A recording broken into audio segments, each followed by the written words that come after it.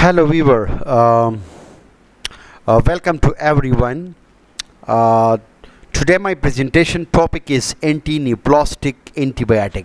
This is my third continuation lecture of anti-neoplastics agents. So you can see here on my screen. So first of all, I'm going to explain the anti-neoplastic antibiotic mechanisms, how it can work. So the mechanism of action or mode of action of anti-neoplastic antibiotics or anti-neoplastic antibiotics, they have a direct action on the DNA and it can interfere with the cell division. So if you remember in our previous lecture, we have already talked about that whenever there is the abnormal cell division occurs, so there is abnormal outgrowth. So this abnormal outgrowth is always formed due to abnormal cell division. So at that time the genetic material like DNA, so they play very key role. So these it is not necessary. As I have mentioned in my previous lecture, like anti-metabolite, there are many drugs which are used in the treatment of cancer. But there are also some antibiotics which have a direct action on the DNA and it can interfere with the cell division. So in case of abnormal cell division, this anti-neoplastic drugs or these antibiotics, it has the capability to directly act on the DNA and it can interfere with the cell division. There are some classical examples you can see here on the screen. That is bleomycin, metomycin C, valrubicins, actinomycin D, and mitramycin, plicamycins, dactinomycin, deuterubicins, and doxorubicins, epirubicins, and idarubicins. So all these are the classical example of anti-neoplastic antibiotics, so which are used to treat neoplasms. Now let's see here some clinical indication of anti-neoplastic agents. So I mean all these antibiotics, they are also used to treat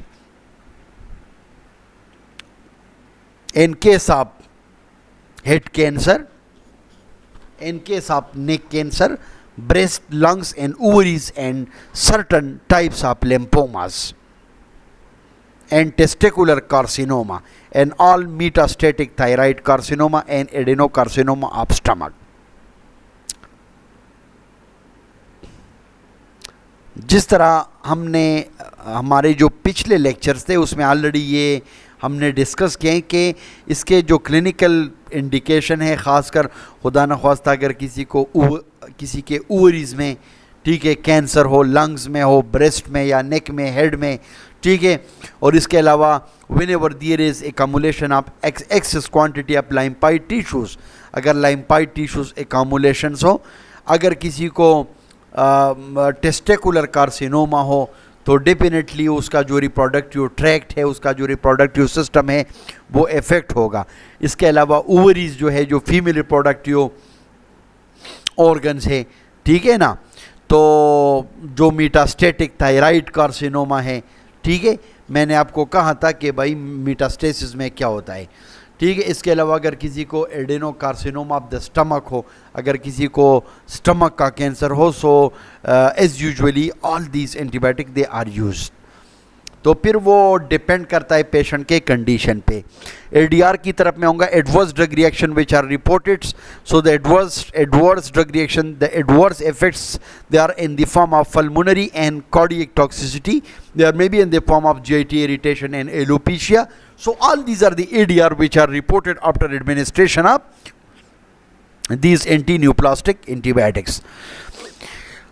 now come toward the interaction of anti neoplastic antibiotics. अब मैं जिस तरह मैंने आपको कहा था कि अब ये एंटी न्यूप्लास्टिक ड्रग्स जो है इनके कुछ इंटरेक्शन भी है और ड्रग के साथ, यानी अगर किसी दूसरे ड्रग के साथ इसको यूज़ किया जाए तो उस ड्रग का जो अपना इफ़ेक्ट हो, उसका जो अपना थेराप्यूटिक इफ़ेक्ट होगा, ठीक है, वो जो है इफ़ेक्ट हो जाएगा।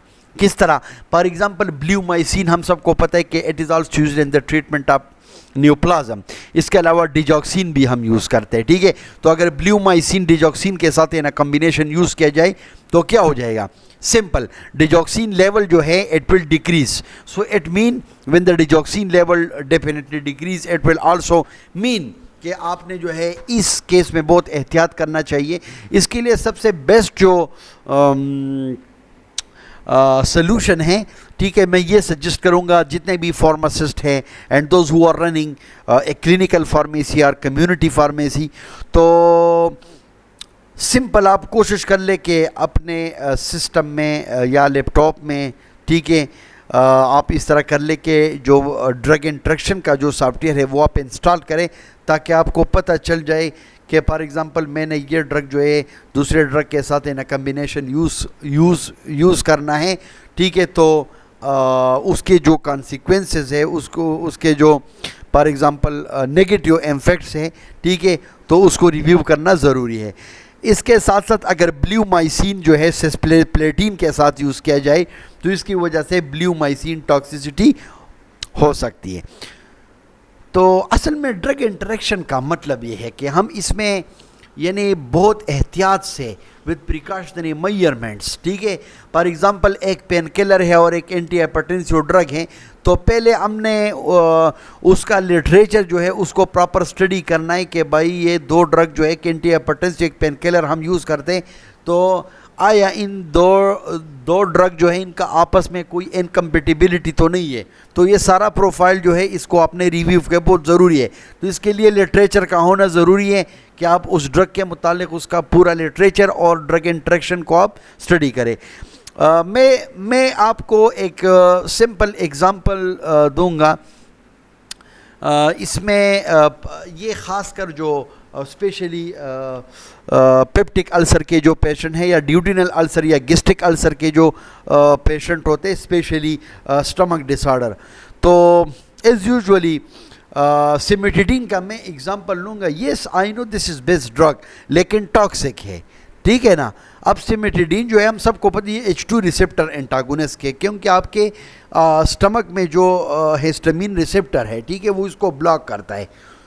तो जितना भी लिटरेचर मैंने स्टडी किया है तो उसमें सिमेटिडीन और रिनेटिडीन को अगर इसको कंपेयर किया जाए तो मैं प्रेफर करूँगा रिनेटिडीन को मैं प्रेफर करूँगा, क्योंकि इनकी टॉक्सिसिटी कम है as compare to the cimetidine. क्योंकि cimetidine yes it is a drug which is use in the treatment of gastroesophageal reflux disease, ये गॉर्ड में हम यूज़ करते हैं। लेकिन प्रॉब्लम ये है कि जितने भी ड्रग्स हैं ना तो उनके साथ इसका इंटरेक्शन है। बाकी जो क्या है रिनेटिडीन है वो भी H2 रिसेप्टर एंटागोनिस्ट है, लेकिन उसकी टॉक्सिसिटी कम है।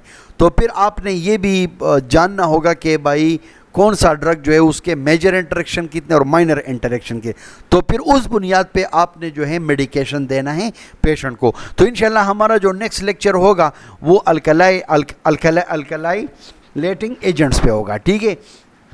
ये भी मतलब एक स्पेशल ग्रुप है, ठीक है, which is also used in case of cancer, ठीक है ना।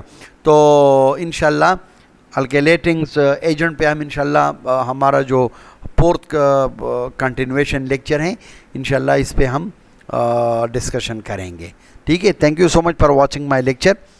So if you have any questions regarding my lecture, so I am available for your services. You can directly contact me on your WhatsApp. Wish you all the best.